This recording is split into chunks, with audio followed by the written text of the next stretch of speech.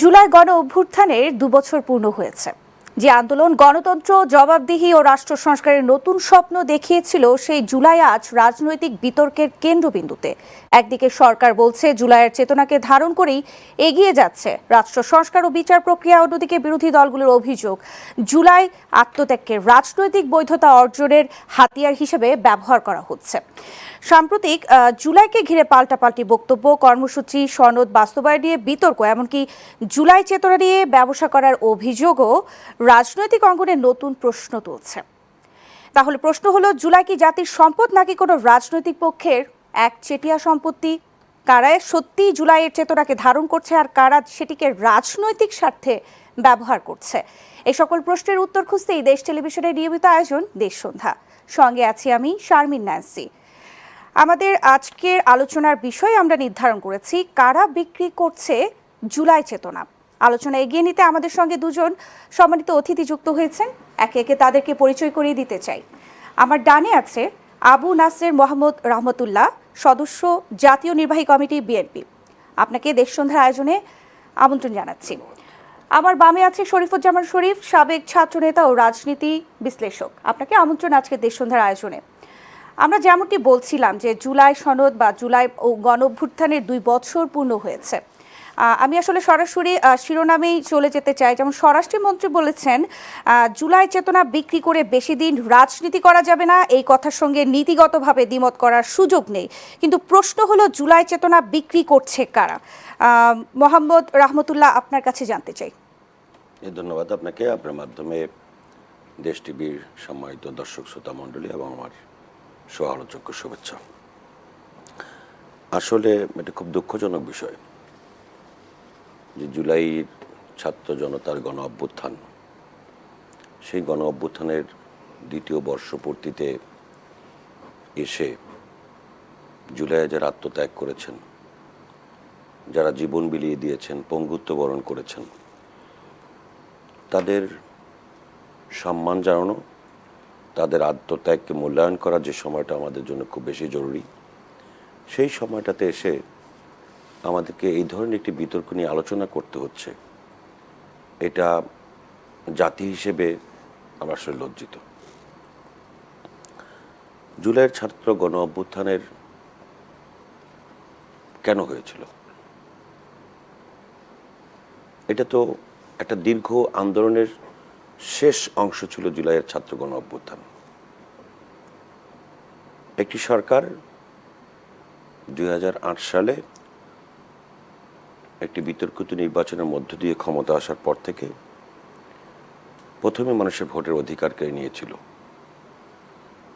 দীর্ঘদিন যাবৎ চলে আসা নির্দলীয় সরকারের অধীনে একটি গ্রহণযোগ্য নির্বাচন বারবার হয়ে আসছিল। সেই ব্যবস্থাটাকে কারা বাতিল করে দিয়েছিল? আওয়ামী লীগ। এবং তাদের রাজনৈতিক ইতিহাসটাই এরকম। তারাও কিন্তু একসময় মহান মুক্তিযুদ্ধের চেতনা নিয়ে, চেতনাকে তাদের কুক্ষিগত করে মহান মুক্তিযুদ্ধের চেতনার একক সোল এজেন্ট দাবি করেছিল। সে মহান মুক্তিযুদ্ধের চেতনার পুরোপুরি উল্টো পথে তারা হাঁটছিল।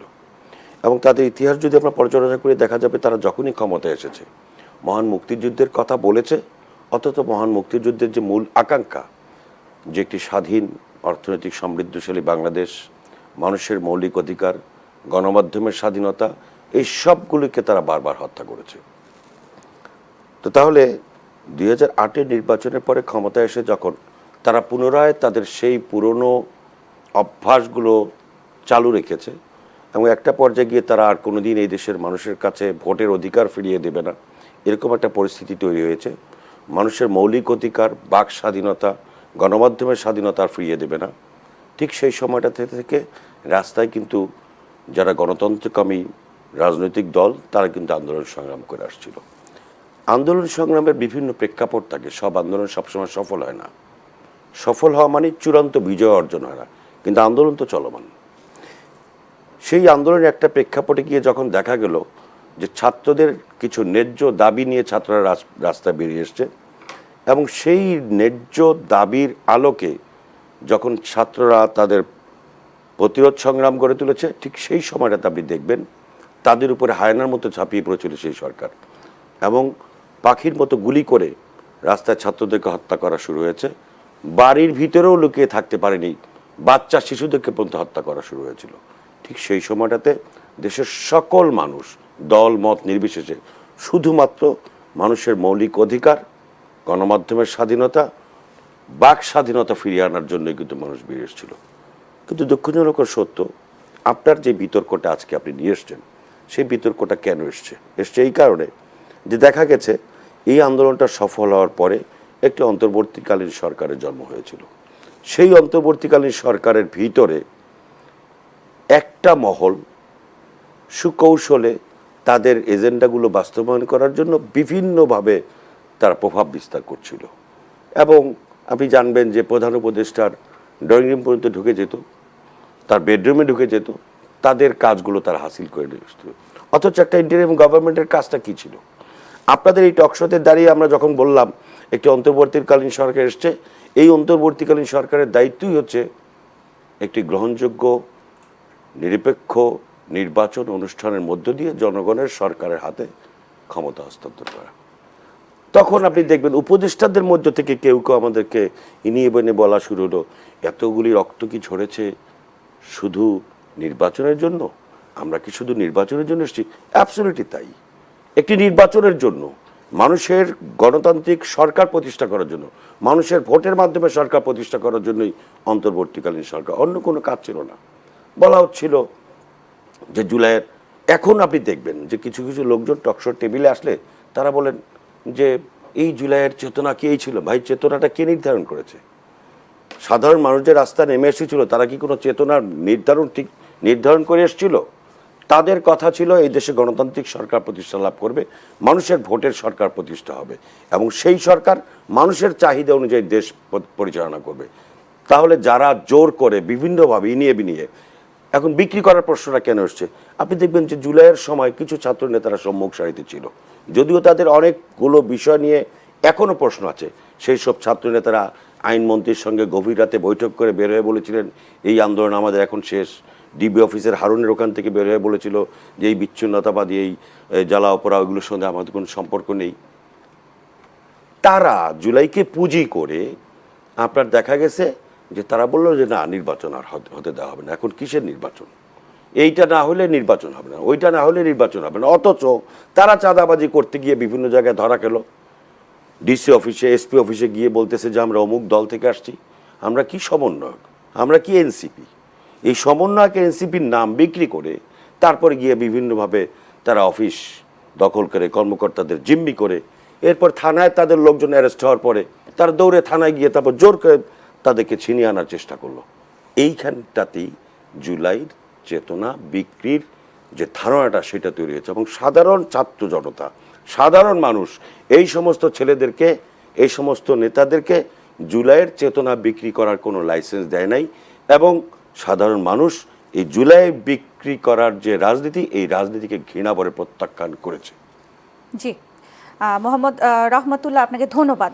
শরীফুজ্জামান শরীফ, আপনার কাছে যেতে চাই। যেমন স্বরাষ্ট্রমন্ত্রী উনি যেটি বলছিলেন, যে মোহাম্মদ রহমতুল্লাহ বলছিলেন যেমন সমন্বয়করা বিভিন্ন জায়গায় গেলে পরিচয় দিয়ে আসলে জুলাইয়ের চেতনাকে বিক্রি করে বিভিন্ন ধরনের আসলে সুবিধা ভোগ করতে চেয়েছিল। এই বিষয়ে আসলে আপনি কি বলবেন? ধন্যবাদ আপনাকে, ধন্যবাদ সাথের আলোচক এবং দর্শক শ্রোতাদেরকে। আমাদের এখানে রাজনৈতিক পট পরিবর্তনের সঙ্গে সঙ্গে একটা গোষ্ঠী বেরিয়ে যায় সেটাকে ব্যবহার করে সুবিধা গ্রহণ করার জন্য। তবে বাংলাদেশের সবথেকে বেশি বিক্রি করা হয়েছে মুক্তিযুদ্ধের চেতনা। শেখ হাসিনা বাংলাদেশের মুক্তিযুদ্ধকে সাইনবোর্ড হিসাবে ব্যবহার করে এখানে যে দানবীয় শাসন কায়েম করেছিল তার একটা লক্ষ্য ছিল। পুরো দেশটা শেখ পরিবারকে এক একটা পরগনায় ভাগ করে দেওয়া হয়েছে।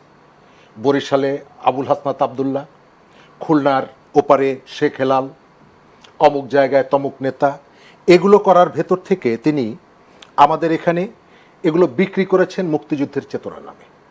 শেখ মুজিবকে সাইনবোর্ড হিসাবে রেখেছেন, মুক্তিযুদ্ধকে সাইনবোর্ড হিসাবে রেখেছেন এবং এত ছোট একটা দেশে 24টা বিশ্ববিদ্যালয় করেছেন শেখ মুজিবের নামে। অথচ বাংলাদেশের বহু বীর শ্রেষ্ঠ, বীর বিক্রম, তাদের ইতিহাসে তাদেরকে জায়গা দেন নাই। নরেন্দ্র মোদী বাংলাদেশের স্বাধীনতার 50 বছর পূর্তি নরেন্দ্র মোদীকে বাংলাদেশে নিয়ে এসেছেন এবং আনার জন্য 14 জন মাদ্রাসার শিক্ষার্থীকে হত্যা করেছেন। তারপরে নরেন্দ্র মোদীকে এনেছেন এবং ঢাকা শহরে দেখা গেছে নরেন্দ্র মোদী এবং শেখ হাসিনার ছবি। সেখানে বীরশ্রেষ্ঠদের কোনো ছবি নাই, এমনকি মুক্তিযুদ্ধকালীন যে উপদেষ্টা পরিষদ তাদেরকে পর্যন্ত তিনি জায়গা দেননি। এটা তিনি কেন করতেন? এটা করার পেছনে তার একটা রাজনৈতিক অভিলাষ ছিল এবং এই কাজটি করতে গিয়ে তিনি এবং শেখ পরিবারকে তিনি এমন একটা জায়গায় নিয়ে গিয়েছিলেন, শেখ পরিবার আওয়ামী লীগের রাজনীতি না করলেও কোনো সমস্যা নেই, শেখ পরিবারের সদস্য হলেই হবে। আমরা বাংলাদেশের গণতান্ত্রিক মনোভাব সম্পন্ন মানুষ এই অবস্থার অবসানের জন্য জুলাইয়ে বিক্ষোভ করেছে, বিদ্রোহ করেছে। জুলাইয়ের বিদ্রোহটা অনিবার্য ছিল। এটা শেখ হাসিনা বাংলাদেশটাকে যেখানে নিয়ে গিয়েছিল এবং আওয়ামী লীগ মিলে, তাতে 24শে জুলাই যদি অভ্যুত্থানটা আগস্টে না হতো, এটা হয়তো আমি বলি যে 26শে হতো, 26শে যদি না হতো 30শে হতো, 30শে না হলে 35শে হতো, হওয়াটা অনিবার্য ছিল, হতোই। এবং এই অনিবার্যটা তৈরি করে দিয়েছিল শেখ হাসিনা। এইটার জন্য আজকে তারা এদেরকে লাল বদর, তাকে সাদা বদর ইত্যাদি বলে। এটা বলার পেছনে একটা কারণ হলো যে বেনিফিশিয়ারি যারা আওয়ামী লীগ থেকে যারা ফকির রাজা হয়ে গেছে নানাভাবে, তারা তাদের একটা বিজনেস যে সুবিধাটা ছিল সুবিধা হারিয়ে এখন একে ধরবো, তাকে মারবো, অমুক সালে আসবো, তমুক মাসে আসবো, এই আচরণগুলো করছে। এক সেকেন্ড জায়গাটা হচ্ছে যে তাদেরকে বিতাড়িত করার পর, তারা পালিয়ে যাওয়ার পর যে অবস্থাটা, এবং আপনি তার পরিণতিটা দেখেন, শেখ হাসিনা যখন পালিয়ে যায় তার বাসায় গিয়ে দেখা গেল যে রোস্ট আছে, পোলাও রান্না করা হয়েছে, অর্থাৎ খাবারের সময় হয়েছিল, দুপুরটা খাবারের সময় হয়েছিল। শুধু তা না, একটা দেশের তার কর্মীরাও তো জীবন দিয়েছে, এটা অস্বীকার করা যাবে না। তো একটা যুদ্ধ চলছে, শত শত মানুষের মৃত্যু হচ্ছে, আর সেই দেশের প্রধানমন্ত্রীর ঘরে পোলাও রান্না হচ্ছে, কোরমা রান্না হচ্ছে, রোস্ট রান্না হচ্ছে, তিনি দুপুরে খাবেন সেটি। গরু খাসি ছিল। তার মনস্তত্ত্বটা বোঝা যায় যে সব শেষ হয়ে গেলে এটা আমার কোনো সমস্যার কিছু নেই, তোমরা যা খুশি তাই করো। আমরা এই অবস্থাটার পরিবর্তন চেয়েছিলাম কেন? এবং আমরা চেয়েছিলাম আমাদের দেশটা একটা ওই অবস্থা থেকে আমরা মুক্তি পাব। কিন্তু যেটা দেখা গেল জুলাই অভ্যুত্থানের পরে, এই অভ্যুত্থানের সামনে যারা ছিল, ছাত্র নেতা যারা ছিল, তারা অভ্যুত্থানটার বিক্রি করে দিয়েছে, নিজেদের সহায় সম্পদ বাড়িয়েছে, কথায় কথায় তারা জুলাই যোদ্ধা, তারা সরকারের প্যারালাল আর একটা সরকার করেছে, ডক্টর ইউনূসের সরকার সচিবালয় চালিয়েছে, সার্জিস হাসনাতরা হাইকোর্টের সামনে কখনো কখনো ওই টিএসসিতে রাজু ভাস্কর্যে প্যারালাল সরকার গঠন করেছে। এবং এখান থেকে তারা ঘোষণা দিয়েছে অমুক বিচারপতিকে সরাতে হবে, অমুক পত্রিকা অফিস দখল করতে হবে, অমুক মালিককে জেলে ঢুকাতে হবে। এবং এগুলো করতে গিয়ে তারা যদি অনেস্টের জায়গা থেকে এগুলো করতো, তা তো করেনি। তারা যাকে হুমকি দিয়েছে, লক্ষ্যবস্তু করেছে, রাতে গিয়ে তার কাছ থেকে টাকা নিয়ে এসেছে, অসংখ্য উদাহরণ আছে। সুতরাং আজকে কথায় কথায় জুলাইকে সামনে এনে, জুলাইয়ের যে লক্ষ্যটা কি ছিল, আমরা একটা গণতান্ত্রিক সরকারে ফিরে যাব, আমার এখানে ভোটের অধিকার হবে। জুলাইটা শুরু হয়েছিল বৈষম্য বিরোধী পজিশন থেকে, শিক্ষার ক্ষেত্রে যে বৈষম্য, চাকরির যে স্বাধীনতা, আপনি দেখেন এখনো যার প্রভাব নেই, সেই ধরনের সংযোগ নেই, তার একটা ছেলে অথবা মেয়েকে চাকরি দেওয়ার জন্য কত টাকা ঘুষ দিতে হয়, এখনো চাকরি কিনতে হয়। তাহলে চাকরি পাওয়ার যে অধিকার, সেই অধিকার কি প্রতিষ্ঠিত হলো? আপনি এই শিক্ষার্থীদেরকে কখনো এটি নিয়ে কথা বলতে দেখেন? গত 2 বছরে আপনি ঢাকা শহরে থাকেন, আমরা যারা থাকি, আমাদের সারা দেশে এখন পর্যন্ত একটা শিক্ষা প্রতিষ্ঠানে, আমার ছেলেটা ক্লাস 7-এ পড়ছে, আপনার মেয়েটা ক্লাস 8-এ পড়ছে, ডিসেম্বরে পরীক্ষা হলো, জানুয়ারিতে সে 7 থেকে 8-এ অথবা 8 থেকে 9-এ উঠবে, আবার তাকে 15,000 টাকা দিতে হবে রিঅ্যাডমিশন ফির নামে। অথচ এই স্টুডেন্টটা বা আমাদের এই যে ছেলে বা মেয়ের কথা বললাম, সে কেবল একটা রুম তার পরিবর্তন হলো, আর তো কিছু পরিবর্তন হলো না। একই স্কুল, একই শিক্ষক, কেবল একটা খাতা, কেন তাকে 15,000 টাকা দিতে হবে, 20,000 টাকা দিতে হবে? এটা নিয়ে আপনি ছাত্র নেতাদের মুখে গত 2 বছর কোনো একটা কথা শুনেছেন? না। আমি এই যে সমস্যাটা, এই সরকার তো বলেছে, এই সরকার কতগুলো বলছে, বাট এখনো ইমপ্লিমেন্টটা উদ্যোগ হয়নি। শুরু করছে। হ্যাঁ। আমি এই যে ছাত্রদের সম্ভাবনাময় শিক্ষার্থীদেরকে নষ্ট হয়ে যাওয়া, বকে যাওয়ার পেছনে আমি সব থেকে বেশি দায়ী করি ডক্টর মোহাম্মদ ইউনূসকে। তার হাতে যে সুযোগটা এসেছিল, সেই সুযোগটা তিনি তার নিজের স্বার্থে কাজে লাগান নাই। জি। তিনি সারা পৃথিবীতে বক্তৃতা করতেন। আপনি জানেন যে পৃথিবীর বিভিন্ন বিশ্ববিদ্যালয়ে শিক্ষার্থীদের সামনে তিনি বক্তৃতা করেন ইনফ্লুয়েন্সার হিসাবে। আপনি তার মেয়াদকালে 1.5 বছরে আপনি কোথাও কি দেখেছেন শিক্ষার্থীদের উদ্দেশ্যে তিনি একটা কথা বলেছেন যে বাবারা, তোমাদের এখন আর টিএসসিতে মিছিল করার দরকার নাই, আমরা দায়িত্ব নিয়েছি, তোমরা ক্লাসে ফিরে যাও, টেবিলে ফিরে যাও? তিনি ছাত্রদের উদ্দেশ্যে একটা কথাও বলেননি, বিরুদ্ধে গিয়েও কোনো কথা বলেননি। অর্থাৎ তার উপরে আমাদের যে বিশ্বাস, আমাদের যে আস্থা, সেটাকে তিনি প্রতিশোধের জায়গায় নিয়ে গেছেন। এক প্রতিশোধের জায়গায় আর এক প্রতিশোধ, মবের রাজত্ব, এগুলোর জন্য হয়তো আসলে সৃষ্টি তো হয়েছে আসলে অন্তর্বর্তীকালীন সরকার এবং আসার তারা পর। তাদের যে রাজনীতি, আমি কথা প্রসঙ্গে বলি, গতকালকে আমি একটা টেলিভিশনে বলেছি ওসমান হাদির হত্যাকাণ্ড নিয়ে আলোচনা হচ্ছে। আমি আপনার এই অনুষ্ঠানে পরিষ্কার করে বলি, আমি অন্তর্বর্তী সরকারকে সন্দেহ করি এই হত্যাকাণ্ডের জন্য, অথবা খুনিদেরকে আশ্রয় দেওয়ার জন্য বা পালিয়ে যাওয়ার জন্য অন্তর্বর্তী সরকারের ভূমিকা আছে বলে আমি বিশ্বাস করি। কেন? কারণ হলো, আপনি জানেন যে এই খুনিরা খুন করে কোন পথ থেকে পালিয়ে যাচ্ছে? বিদেশে থাকা একজন সাংবাদিক আল জাজিরার জুলকারনাইন শাহের, তিনি জানাচ্ছেন তার ফেসবুকে, আমাদের দেশের গোয়েন্দারা জানতো না। তিনি এই তথ্যগুলো কার কাছ থেকে নিচ্ছেন? তিনি তো মাঠে নেই, গোয়েন্দাদের কাছ থেকে। গোয়েন্দারা সরকারে জানায়নি? সরকারের কোনো ইনিশিয়েটিভ ছিল তাদেরকে ধরার জন্য? এক। সেকেন্ড হলো, ওসমান হাদির জানা যায় আমাদের স্বরাষ্ট্রমন্ত্রী জাননি। কেন জাননি? এটা একটি প্রশ্ন। 3 নম্বরে হচ্ছে, ওসমান হাদির হত্যাকাণ্ডের পর খুব তড়িঘড়ি করে তার বড় ভাইকে এমন জায়গায় পাঠানো হলো যাতে কেউ তারকে খুঁজে না পায়, কারোর সাথে সংযোগটা না থাকে। অল্প সময়ের মধ্যে আপনি রিহ্যাবিলেট করতে চান এই ধরনের স্বজন হত্যাকাণ্ডের পরে? অনেকেই তো তার স্বজনদেরকে চাকরি দিয়েছে। না, স্বজনপ্রীতি না, মানে তাদেরকে মুখগুলোকে বন্ধ করে দেওয়া, পর্দার আড়ালে নিয়ে যাওয়া।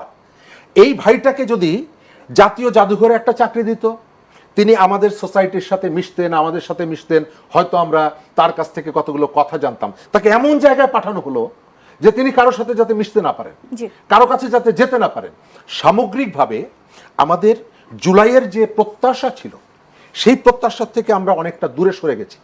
এখন পর্যন্ত কোনো জায়গায়, রহমত ভাই আমাদের অনেক দিনের পরিচিত মানুষ, তিনি রাজনীতি করেন, তিনি তার জায়গা থেকে বলবেন, আমি মাঝে মাঝে কতগুলো জায়গা দেখি যে জায়গাগুলোকে আমাকে শঙ্কিত করে। আমাদের প্রধানমন্ত্রী অনেকগুলি ইতিবাচক বার্তা দিচ্ছেন, তিনি চেষ্টা করছেন, কিন্তু তার যে পুরো টিমটা, সেই টিমের কতগুলো আচরণ দেখে আমার মাঝে মাঝে মনে হয় এদের দলের কেউ কেউ আওয়ামী লীগ হতে চাইছে। জি, আমরা এই প্রশ্নের উত্তর জানবো একটি বিরতির পর। দর্শক, দেশ সন্ধ্যা নিচ্ছে একটি বিরতি, ফিরছি বিরতির পর। আবারও আমন্ত্রণ জানাচ্ছি দেশ সন্ধ্যার আয়োজনে। আমি আবারও আলোচনায় ফিরে যেতে চাই। মোহাম্মদ রাহমাতুল্লাহ, আপনাকে দিয়ে শুরু করতে চাই। মির্জা ফখরুল ইসলাম আলমগীর, স্থানীয় সরকার মন্ত্রী, যিনি বলেছেন যে জুলাই সনদ বাস্তবায়নে বিতর্কের অবসান হওয়া উচিত। এই অবসানটা আসলে কিভাবে হতে পারে, কি বলবেন আপনি? বাস্তবায়নের বিতর্ক তো অবসান হওয়া উচিত। তিনি একজন দায়িত্বশীল মানুষ হিসেবে তার জায়গা থেকে এভাবেই বলবেন, এটি স্বাভাবিক। কিন্তু এটার জন্য যারা স্টেক হোল্ডার আছেন, বিরোধী মহল, তাদের যদি সদিচ্ছা না থাকে তাহলে বিতর্কের অবসান ঘটানো কঠিন। কারণ বিরোধী মহলের কিছু কিছু বিষয় আপনি দেখবেন জোর করে পায়ে পাড়া দিয়ে ঝগড়া করার মতো কিছু বিষয় আছে। আপনি যেটাই করতে যাক, ওটার মধ্যেই তার একটা বাগড়া দেওয়ার চেষ্টা করছে। এখন আপনি বলেছেন নতুন বন্দোবস্ত, নতুন বাংলাদেশ। নতুন বন্দোবস্ত এবং নতুন বাংলাদেশের জন্য কারা উদ্যোগী ভূমিকা পালন করবেন? সরকারের উদ্যোগ নিতে হয়। আপনার মনে আছে যে নির্বাচনের পরে প্রধানমন্ত্রীর শপথ গ্রহণ করার আগেই জনাব তারেক রহমান সাহেব তখন তো অলরেডি জনগণের নির্বাচিত প্রধানমন্ত্রী হয়ে গেছেন। তারপর দেখেন যে তিনি বিরোধী দলের নেতাদের বাড়িতে বাড়িতে যাওয়া শুরু করলেন। এটা তো নতুন বাংলাদেশের অন্যতম স্বপ্ন ছিল। এই যে কালচার, সৌহার্দ্যপূর্ণ আচরণ, তো তিনি কেন গিয়েছিলেন? ইভেন একজন একটা মতো আসন পেয়েছে, সেই দলের প্রধানের বাড়িতেও তিনি গিয়ে হাজির হলেন। এটার মেসেজটা কী ছিল, বার্তাটা কী ছিল? সেই বার্তাটাকে বিরোধী দল কি দুর্বলতা হিসেবে নিয়েছেন, নাকি এটা সৌহার্দ্যপূর্ণ পরিবেশ সৃষ্টির একটা বার্তা ছিল? এটা বিরোধী দলের উপর নির্ভর করবে। এবং বিরোধী দল আপনি দেখবেন যে কথায় কথায়, যে আপনি বললেন না, রাজনৈতিক হাতিয়ার হিসেবে ব্যবহার করে জুলাই ত্যাগকে। কথা কথা বলে দেখবেন যে এই জুলাইয়ের সৃষ্টি হবে, আবার জুলাইয়ের হ্যাঁ, মতো বিরোধী আপনাদের- দলের নেতা অলরেডি বলেছেন যে গণভোটের রায়ের উপর ভিত্তি করে সরকার, এবং সরকার যদি গণভোটের রায় না মানে তাহলে আমরা সরকারকে মানব না। তাহলে আবার আরো অনেকেই বলছেন যে আরেকটি গণ অভ্যুত্থানের দিকে যাবে, সেরকমটি আমরা শুনেছি। হ্যাঁ, এটা প্রতিদিনই বলে, সুযোগ পাইলেই বলে। তো গণ অভ্যুত্থান এটা কি তার বাপদাদার ইয়ে নাকি? আসলে উৎপত্তি জুলাই তো করে। কারো একক জিনিস না। এইটাই হচ্ছে প্রশ্ন। জুলাইটা তো কোনো একক রাজনৈতিক দল বা ব্যক্তির সম্পদ না। আমি সরকারি দল একজন রাজনৈতিক কর্মী। নিশ্চয়ই জুলাই ছাত্র গণ অভ্যুত্থান সফল হওয়ার কারণেই, দেরিতে হোক যাই হোক, একটি সুষ্ঠু নির্বাচনের পরিবেশ অন্তত তৈরি হয়েছে। কিন্তু এই তাদের বক্তব্যে মনে হচ্ছে যে তারাই মনে হয় জুলাইয়ের একমাত্র হর্তাকর্তা, বা ওই যে আওয়ামী লীগ যেরকম কথায় কথা মুক্তিযুদ্ধের চেতনা তাদের বাপদাদার সম্পত্তি বলে জাহির করত, জামায়াতে ইসলামী এবং এনসিপির নেতারা দেখবেন যে তারা কথায় কথা এখন জুলাইয়ের চেতনার কথা বলে এবং জুলাই নিয়ে হুমকি প্রদান করে। এবং বিষয়টা এরকম যে তারা বললেন যে তাদেরকে তো 16 বছর লাগছে খেদাতে, আপনাদের 16 দিনও লাগবে না।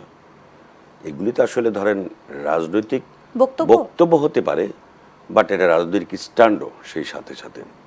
এবং এতে করে যে নতুন বাংলাদেশের প্রত্যাশা ছিল, যেখানে সরকারি দল দায়িত্বশীল ভূমিকা পালন করবে, যেখানে বিরোধী দল তার বিরোধিতার অর্থেই বিরোধিতা না, বিরোধী দলও দায়িত্বশীল ভূমিকা পালন করবেন, সেই জায়গাটায় আমার মনে হয় বিরোধী দল তাদের দায়িত্ব পালন করতে ব্যর্থ হচ্ছেন। এবং তারা পুরনো যে ধারা, সেই ধারায় তারা বিরোধিতা করার চেষ্টা করছেন। কিন্তু সরকারি দল হিসেবে এটা জনগণ বিচার করবে। আমি একজন সরকারি দলের কর্মী হিসেবে আমি আপনাকে যদি মনে করিয়ে দেই যে প্রধানমন্ত্রীর আজকে এই 5 মাসের মাথায় এসে তিনি যে সমস্ত কাজগুলো করছেন, সেগুলো জনগণই বিচার করছে এবং করবে। আমি মুখ দিয়ে হয়তো তার পক্ষে কথা বলবো, কিন্তু এই যে উনি আসা যাওয়ার রাস্তায় মানুষকে কষ্ট না দেওয়ার যে রেওয়ায়েজ তিনি চালু করেছেন, তিনি যে এই যে আপনার এই বাজেটের সময় হার্টের রিং বসাতে গিয়ে যেই লোকটা গরিব মানুষ, সে হার্টের রিং বসাতে পারতো না, লোক দেখানো 5,000-10,000 টাকা কমাননি, 50%-এর বেশি কমিয়েছেন। যে আমরা অনেকখানি পরিবর্তন দেখেছি। এই যে পরিবর্তনগুলো আপনার কি বিরোধী দল খুব জোরে সোরে মুখ দিয়ে স্বীকার করছে? এই সত্যগুলো করছে না। যদি স্বীকার করত তাহলে তাদের কোনো লস ছিল না, এটাকে মানুষ ইতিবাচক হিসেবে দেখত। কিন্তু এই ভালো কাজগুলোর আপনার দেখেন, এই যে বাজেটের ঘোষণার দিন, আমরা ছোটবেলা থেকে আন্দোলন সংগ্রামে, শরীফেরও মনে আছে যে আমরা আন্দোলন সংগ্রামের সময় যখন সরকারি দল বাজেট ঘোষণা করত, আমরা হয়তো নয়াপল্টন পার্টি অফিসে থাকতাম, এই উপস্থিত 100-150 জন লোক নিয়ে আমরা বলতাম গণবিরোধী বাজেট মানি না, মানব না। এই বাজেট ঘোষণা শেষ হওয়ার আগে কয়েক হাজার মানুষ, বড় রাজনৈতিক দল হলে তো 2-4 ঘন্টার সময় লাগে তাদের আসা যাওয়ার রাস্তার জন্য, তারা দেখেন পরিকল্পিতভাবে ব্যানার নিয়ে তারপরে রাস্তা মিছিল শুরু করে দিল। ওখানে বাজেটের মূল নেতারা প্রতিক্রিয়া দেন নাই, তার আগে বলেন অবাস্তব, বাজেট মানি না, মানব না। তাহলে পুরনো কালচারের পথে হাঁটছে বিরোধী দল। কিন্তু সরকার নতুন কালচার, নতুন রাজনৈতিক সংস্কৃতি, নতুন রাজনৈতিক ভাবধারা তৈরি করবার জন্য প্রধানমন্ত্রী জনাব তারেক রহমানের নেতৃত্বে সরকার আপ্রাণ চেষ্টা করে যাচ্ছে। এইখানটাতে যদি বিরোধী দল না এগিয়ে আসে, বিরোধী দল যদি দায়িত্বশীল আচরণ না করে, তাহলে ওই যে রাজনৈতিক সমঝোতার কথা যেটা মির্জা ফখরুল ইসলাম সাহেব বলেছেন, বা এই দেশের সাধারণ মানুষ কামনা করে যে জুলাইয়ের যে সনদ, এই সনদটাও তো আপনি ধরেন এমনভাবে জোর করে হাত পা বেঁধে তারপর মনে হয় যে একটা সনদ তৈরি করার চেষ্টা করে। এমন যেই জুলাইয়ের চেতনা এবং সনদের কথা বলে যারা চিৎকার করত, সেই এনসিপি কিন্তু জুলাই সনদ স্বাক্ষরের দিন উপস্থিত ছিল না, তারা কক্সবাজার গিয়েছে পিকনিক করার জন্য। তো এইটা তো একটা খুবই সন্দেহজনক একটা বিষয় ছিল। আসলে তারা কি চাচ্ছিল? এনসিপি এবং জামায়াত ইসলামী, আমি পরিষ্কার করে বলতে চাই, তারা শুধুমাত্র জুলাইয়ের চেতনার নাম বিক্রি করে তারা তাদের রাজনৈতিক ফায়দা হাসিলের চেষ্টা করছিল দীর্ঘদিন যাবৎ। বিশেষ করে ইউনূস সরকারের সময় তারা সরকারের বিভিন্ন রন্ধ্রে রন্ধ্রে তাদের লোকদেরকে বসিয়ে এবং তারা চাঁদাবাজি এবং বিভিন্ন রকমের ব্যবসা বাণিজ্য উদ্ধার তারা জুলাইকে ব্যবহার করার চেষ্টা করেছে। কারণ তাদের সঙ্গে এই দেশের জনগণের কোনোদিন সম্পর্ক ছিল না। তারা একটা ক্যাডার পলিটিক্স করেছে, আর এনসিপি তাদের বাচ্চা সংগঠন, এটা মানুষ মনে করে। এনসিপি তাদের লালিত পালিত একটা বাচ্চা সংগঠন, একটা উইং, তাদেরকে তারা তাদের লোক দিয়ে তাদের নেতৃত্ব তৈরি করে তারপরে ইয়ে করেছে। এবং এই যে সার্জিস, হাসানাত, এরা সবাই আওয়ামী লীগের, ছাত্রলীগের রাজনীতিতে অ্যাক্টিভ ছিল, এটা সকলেই জানে। এবং এই এক মাসের মধ্যে জুলাই আসার আগে, এর আগে যারা ছাত্রলীগের রেগুলার মিটিং করছে, জয় বাংলা, জয় বঙ্গবন্ধু বলে চিলাচিলি করছে, এক মাসের মধ্যে তাদের মনের মধ্যে এমন কি জাগ্রত চেতনা জাগ্রত হলো, তারা রেগুলার তখন ডিজিএফের সঙ্গে যোগাযোগ রাখতো, গোয়েন্দা সংস্থার সঙ্গে যোগাযোগ রাখতো। গোয়েন্দা সংস্থা যখন বলেছে যে হ্যাঁ এরা আর টিকছে না, তখন তারা গর্জে উঠেছে। তারপরেও তারা গোয়েন্দা সংস্থার শেখানো বলি তারা ডিসি হারুনের ওখানে বসে পাঠ করেছে। তারা আইনমন্ত্রী আনিসুল হক তখন ছিল, সেখান থেকে ওই যে আরাফাত টারাফাত এদের সঙ্গে মিটিং করে বাইরে বেরিয়ে তারা একই কথা বলেছে। অর্থাৎ সেই অনুযায়ী যদি এই দেশের ছাত্র জনতার আন্দোলন চলতো, তাহলে আন্দোলন সেই দিনই শেষ হয়ে যেত, তাদের জুলাইয়ের চেতনা বিক্রি করার আর কোনো পরিস্থিতি থাকতো না। এবং তারা কিন্তু ছাত্রলীগ এবং আওয়ামী লীগই ফিরে যেত। তারা তাদেরকে বলতো যে নেত্রী, আমরা তো এসেছি আপনার পক্ষ থেকে এখানে গুপ্তচরগিরি করার জন্য এবং গুপ্তর ভূমিকা পালন করার জন্য। তখন তারা আবার সেই দিকে ফিরে যেত। সাধারণ মানুষ ক্ষতিগ্রস্ত হতো, দেশ ক্ষতিগ্রস্ত হতো, গণতন্ত্র ক্ষতিগ্রস্ত হতো।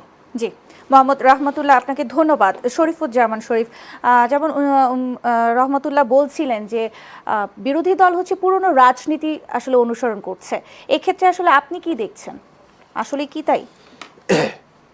প্রথমত জুলাইয়ের ভিতর থেকে একটা আকাঙ্ক্ষা আছে, এবং এই আকাঙ্ক্ষা বাস্তবায়নের জন্য সার্জিস যদি হাসনাত আবদুল্লাহ, XYZ যারা আন্দোলনে ছিল, নাহিদ ইসলাম, তারা যদি ভুল করেও, তারা যদি বিপথেও যায়, তার জন্য জুলাইয়ের আকাঙ্ক্ষা কিন্তু দায়ী নয়। যেমনিভাবে আওয়ামী লীগ মুক্তিযুদ্ধকে ব্যবহার করেছে, এর জন্য মুক্তিযুদ্ধ বিতর্কিত হয়ে যায় না বা মুক্তিযুদ্ধ কোনোভাবে দায়ী হয় না। দায়টা হলো যে ব্যবহার করেছে। জুলাইয়ের একটা পরিবর্তনের আকাঙ্ক্ষা ছিল, সেই আকাঙ্ক্ষাটাকে আপনাকে অনার করতে হবে, রেসপেক্ট করতে হবে, এবং এটাকে আপনাকে এস্টাবলিশ করতে হবে। গতকালকে আমি দেখলাম সরকার একটা সিদ্ধান্ত নিয়েছে, আমাদের হাইওয়েগুলোতে যে দুর্ঘটনা ঘটে এবং দুর্ঘটনার কারণে অনেকেই আহত হয়, প্রপার ট্রিটমেন্ট পান না এবং মৃত্যুবরণ করে, সরকার 10 কিলোমিটার পর পর একটা অত্যাধুনিক অ্যাম্বুলেন্স রাখবে এবং সেখানে একজন করে নার্স থাকবে, এবং কেউ যদি দুর্ঘটনায় আহত হয় সঙ্গে সঙ্গে দ্রুত সময়ের মধ্যে তাকে হাসপাতালে নিয়ে যাবে এবং যাবতীয় খরচটা সরকার বহন করবে। এটাকে তো আমার মানে এই পর্যন্ত আমি এই ধরনের উদ্যোগ নিতে আমি কোনো সরকারকে দেখি। এটাই তো পরিবর্তন, এটাই হলো পরিবর্তন। কিন্তু এই পরিবর্তনটাকে লিড করছে কে? প্রধানমন্ত্রী জনাব তারেক রহমান। এই পরিবর্তনের সাথে তার দলের কর্মীরা যদি নিজেদেরকে যুক্ত করতে না পারে, তাহলে এই পরিবর্তনটা সাস্টেনেবল হবে না।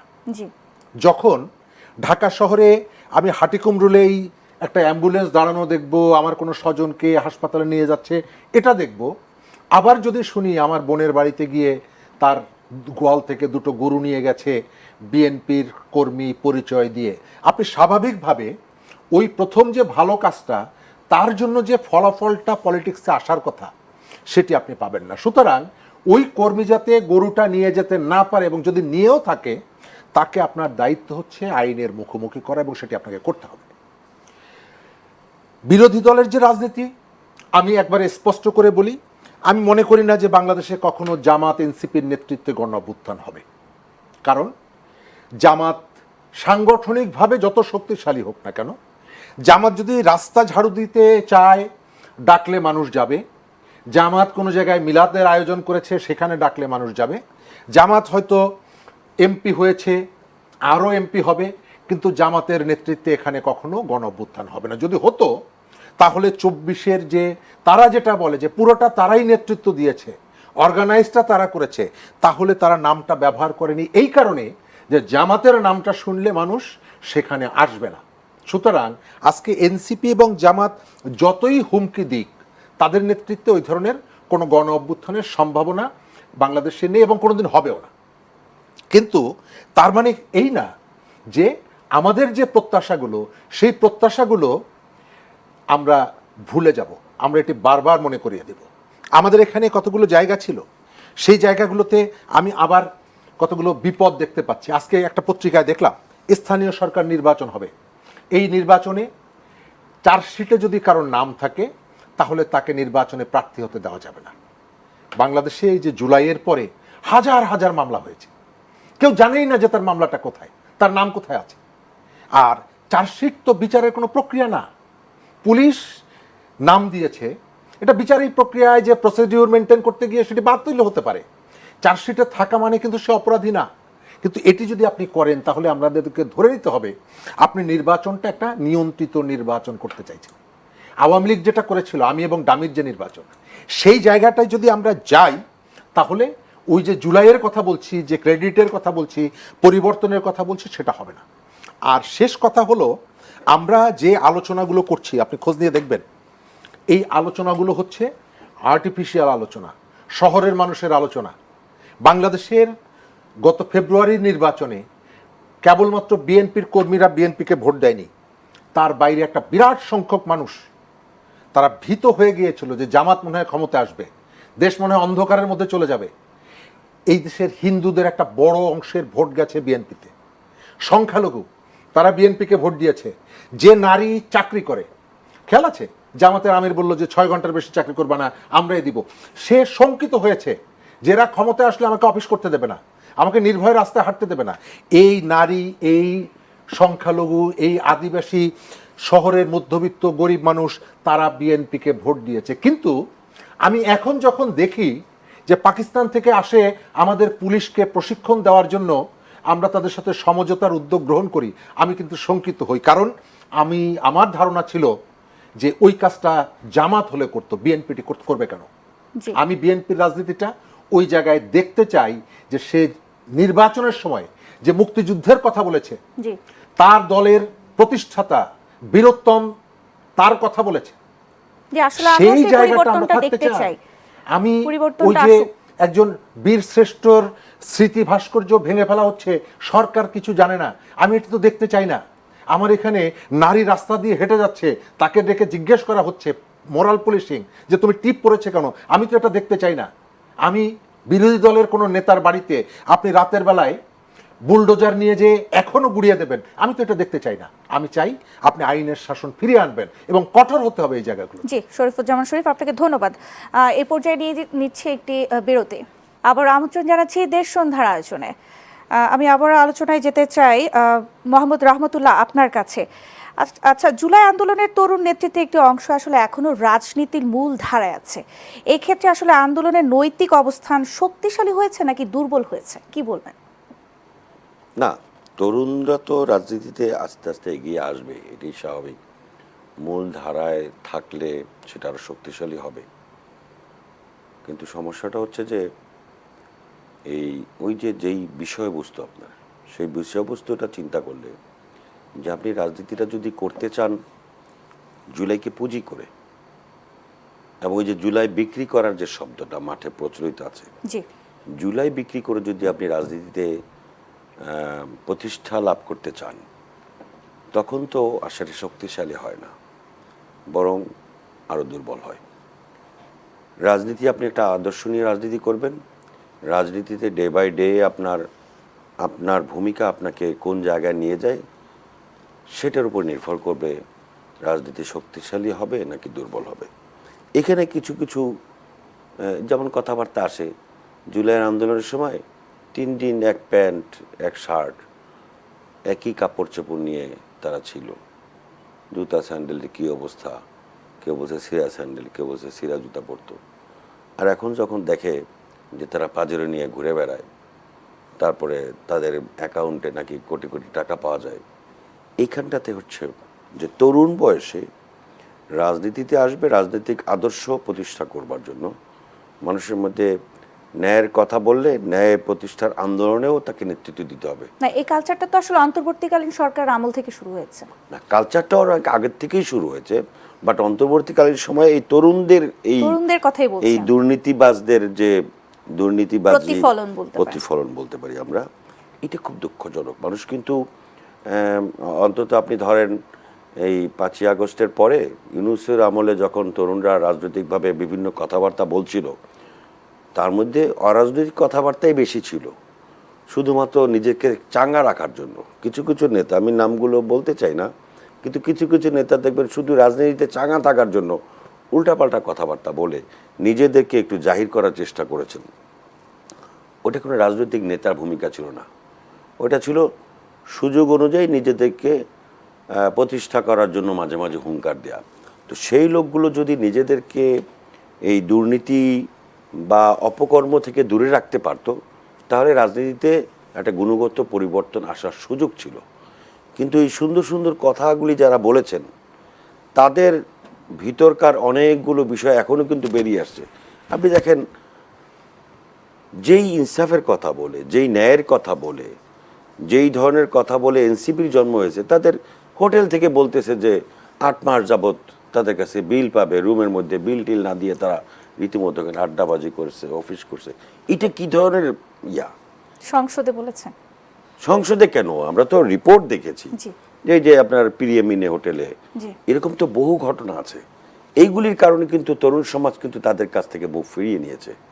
তাদের কিন্তু একটা সম্ভাবনা ছিল এই দেশের তরুণদের একটা স্বচ্ছ, একটা চমৎকার রাজনীতি প্রতিষ্ঠার একটা সম্ভাবনা তাদের মধ্যে ছিল। কিন্তু তারা নিজেরা লোভে পড়ে, লোভ সামলাতে না পেরে অপকর্মের মধ্যে নিজেদেরকে জড়িয়ে তারপরে রাজনৈতিক সেই চরিত্র তার হারিয়েছে। এবং তারা যে জুলাইয়ের চেতনার কথা বলে, জুলাইয়ের আকাঙ্ক্ষার কথা বলে, এটাকে মানুষ এখন ঘৃণা করে। আমরা ঘৃণা করি না, আমরা নিজেদেরকে অপমানিত বোধ করি। যেই ছেলেগুলির দিকে থেকে আমরা অনেক কিছু আশা করেছিলাম ঢাকা বিশ্ব, আপনি দেখেন এই জুলাইয়ের আন্দোলনটাকে কীভাবে কুক্ষিগত করতে চেয়েছে। আপনার এই যে প্রাইভেট ইউনিভার্সিটির এত বড় অবদান, মনে হচ্ছে যে ঢাকা ইউনিভার্সিটির ওই যে কয়েকজন মুখ চেনা মানুষ, ওরাই মনে হয় সব কিছু করেছে। সারা দেশে যে লক্ষ লক্ষ ছেলে মেয়ে, নারী পুরুষ নির্বিশেষে তারা যে করেছে, তাদের কোনো অস্তিত্বই নেই এখানে। এবং যে সমস্ত ছোট ছোট ছেলে মেয়েরা, ইন্টারমিডিয়েটে পড়া, কলেজে পড়া ছেলেমেয়েরা যেভাবে রাস্তার বিভিন্ন দেশের বিভিন্ন জায়গা থেকে বেরিয়ে এসেছিল বুকে সাহস নিয়ে, তারা কয়জন আজকে সিনসিনারির মধ্যে আছে, কয়জনকে মানুষ চেনে? মাঝে মাঝে কিছু ভিডিও ফুটেজ আমাদের সামনে আসে। তাহলে এরপরে দেখেন এনসিপির জন্মটা কি? এনসিপির জন্মটা হয়েছে জুলাইকে পুঁজি করে। সেইখানে ইউনূস সরকারের আমলে ডিসি অফিস থেকে পরিপত্র জারি করে তাদেরকে গাড়ি সাপ্লাই করা হয়েছে, মানুষগুলো বিভিন্ন জায়গা থেকে জোগাড় করে দেওয়া হয়েছে। এটাই তো আপনার জুলাইকে পুঁজি করে আপনি রাজনীতি করতে গেলেন। আপনি রাজনীতি করতে জুলাই পুঁজি, আপনি জাতির সামনে আপনার ম্যানিফেস্টো ঘোষণা করেন নির্বাচনের সময় যে আপনার আগামী রাষ্ট্রটা কীভাবে গঠন করবেন, কিভাবে আগামীতে গণতন্ত্র সুশাসন প্রতিষ্ঠা করবেন, সেটা জাতির সামনে বলেন, জাতি সেটা দেখে নির্বাচন করবে। কিন্তু তারা করলো কি, হাত পা বেঁধে একটা ঘরের মধ্যে একটা ঐক্যমত কমিশন করে সেখানে আপনার ক খ গ ঘ তৈরি করা শুরু করলো যে এইগুলির মাধ্যমে দেশ চলবে। নিজের মতো করে ফেললো। অবশ্যই এটা কারো এজেন্ডা বাস্তবায়ন করা হয়েছে। আপনি জাতির কাছে ওয়াদা করবেন নির্বাচন আসলে যে আমি আগামীর বাংলাদেশটাকে এইভাবে পরিচালনা করব। আপনার ঘরের মধ্যে এগুলি লিখিতভাবে করার দরকারটা কি ছিল? এখন আপনি বলবেন যে তাহলে বিএনপি কেন এগুলোর মধ্যে গিয়েছিল? কারণ তারা সুযোগ খুঁজছিল যে বিএনপি কোনো কারণে যদি বলে যে না, এইটা এইভাবে না, আমাদের 31 দফা কর্মসূচি ঘোষণা করা আছে, জনগণ যদি আমাদেরকে ভোট দেয় 31 দফা দেখে ঘোষণা। তারা এরকম একটা পয়েন্ট খুঁজছিল যে বিএনপি কোন জায়গাটায় একটু পিছনের দিকে চলে যায়, ওই ইস্যুটাকে কেন্দ্র করে নির্বাচনটাকে ভুলডুল করা। পুরো 18 মাসের মধ্যে 15 মাসই ছিল নির্বাচনটা যাতে না হয়, জনগণের প্রকৃত ভোটে যাতে নির্বাচনটা না অনুষ্ঠিত হতে পারে, সেই প্রচেষ্টাটাই ছিল ঐক্যমত্য কমিশনের প্রধান কাজ। জি, মোহাম্মদ রহমতুল্লাহ, আপনাকে ধন্যবাদ। শরীফুজ্জামান শরীফ, আসলে আমি আপনার কাছে একটা ইন্টারেক্ট করি যে শরীফ ভাই একটা কথা বলেছেন, সেটা হচ্ছে আপনার চার্জশিটে নাম থাকলে তাদেরকে নির্বাচন করতে দেওয়া হবে না। এখন আমাদের দেশে তো না একটা সিদ্ধান্ত আছে যে যদি নির্বাচনে কি কনভিক্টেড হয়, আদালত দ্বারা দণ্ডিত হয়, তাহলে তিনি নির্বাচন করতে পারবেন না। তো আদালত দ্বারা দণ্ডিত এটা তো আপনার হয়, কিন্তু আপনি চার্জশিট মানেটা কি? আপনার বিরুদ্ধে একটা মামলা হলে সেই মামলা যদি কেউ ফেক থাকে, ধরেন উনি জড়িত না, তদন্তটা যদি সঠিকভাবে হয়, সেই তদন্তের পরে যদি কেউ মনে হয় যে না ইনি চার্জশিটের অন্তর্ভুক্ত এবং তিনি এই অপরাধের সঙ্গে অপরাধী, তাহলে তাকে নির্বাচনে অযোগ্য ঘোষণা করাটা আমি কোনো অন্যায় কাজ মনে করি না। কারণ একটি রায়, এরপর আপনি বলবেন জজ কোর্টে হয়েছে, হাইকোর্টে তো হয় নাই, হাইকোর্টে হয়েছে, সুপ্রিম কোর্টে তো হয় নাই, তাহলে দেখা গেছে যেই অপরাধীগুলি, এই যে গণহত্যার সঙ্গে যারা জড়িত প্রকৃতভাবে, তারা যদি এই আগামী স্থানীয় নির্বাচন বা আগামী যে কোনো নির্বাচনে তারা যদি ওইভাবে, তাদের কালো টাকার জোর আছে, তাদের পেশি শক্তির জোর আছে, তাদের মাসল মানি আছে, তারা তো এই নির্বাচনে অংশগ্রহণ করে সেই ফ্যাসিবাদের দোসরদের দ্বারা এই নির্বাচনকে কলুষিত করবে। সো আমার মনে হয় যে চার্জশিট ভুক্ত এই সিদ্ধান্তটা সরকারের সঠিক, এবং খুনের মামলার আসামিও যদি হয়, আসামি হলো, কিন্তু যদি চার্জশিট ভুক্ত আসামি হয়, একটা মামলার 50 জনকে আসামি করা হয়, চার্জশিটের সময় গিয়ে 10 জন হয়ে যায়, কেন হয়? উনি এটার সাথে সম্পৃক্ত। জি, মোহাম্মদ রহমতুল্লাহ, ধন্যবাদ আপনাকে। আমি এখন শরীফুজ্জামান শরীফ আপনার কাছে জানতে চাই, উনি যে বলছিলেন আসলে চার্জশিট, আমি বুঝেছি, আমি যুক্ত করে দিচ্ছি। প্রথমত জুলাই ব্যবসাটার কথা আপনি জানেন, ভিডিওটা এখনো সোশ্যাল মিডিয়া আপনি পাবেন। হান্নান মাসুদ বলছে যে আমাদের গ্রামের মধ্যে আমাদের ঘরটা সব থেকে দুর্বল ঘর, আমার বাবা সব থেকে মাত্র 10,000 টাকা বেতনে চাকরি করে আমাদেরকে পড়িয়েছে। এখন কয়েকদিন আগে দেখলাম হান্নান মাসুদের ঘরটা তার গ্রামের মধ্যে সব থেকে ভালো ঘর, এবং তিনি নিজেই বলছেন গত 2 বছর আপনি যে পেশায় সেই পেশায় আছেন, আমাদের দর্শক যারা তারা যে কাজ করে সেই কাজই করেন, তাদের কজনের জীবনের এই পরিবর্তনটা এসেছে? সকাল 6টা থেকে 5টা থেকে রাত 10টা পর্যন্ত পরিশ্রম করেন, তার জীবনে এই পরিবর্তনটা আসেনি, হান্নান মাসুদের জীবনে এসেছে। আমরা সোসাইটিতে এই ধরনের অসংখ্য হান্নান মাসুদ দেখতে পাই, সেই কারণে বলি যে জুলাইটাকে তারা সেল করেছে। ডক্টর ইউনূসের কথা বলছেন, ডক্টর ইউনূসের 3টা প্ল্যান ছিল আমার যেটা ধারণা। প্রথম প্ল্যানটা ছিল যে তিনি অনন্তকাল এখানে ক্ষমতায় থাকবেন, দীর্ঘদিন এখানে ক্ষমতায় থাকবেন, এবং তার জন্য তিনি পলিটিক্সের মধ্যে রাজনীতি ঢুকিয়েছেন, রাজনীতির মধ্যে পলিটিক্স ঢুকিয়েছেন, নানা রকমের ষড়যন্ত্রের সাথে তিনি যুক্ত ছিলেন। এক, সেকেন্ড, তিনি চেষ্টা করেছেন যদি আমি থাকতে না পারি তাহলে জামাত এবং এনসিপিকে পাওয়ারে আনার জন্য। ডক্টর মোহাম্মদ ইউনূস একমাত্র ব্যক্তি যিনি নির্বাচনের আগে বলেছিলেন এই তরুণরা নতুন দল করেছে, তারা মন্ত্রী হবে, তারা এমপি হবে, তারা ক্ষমতায় আসবে।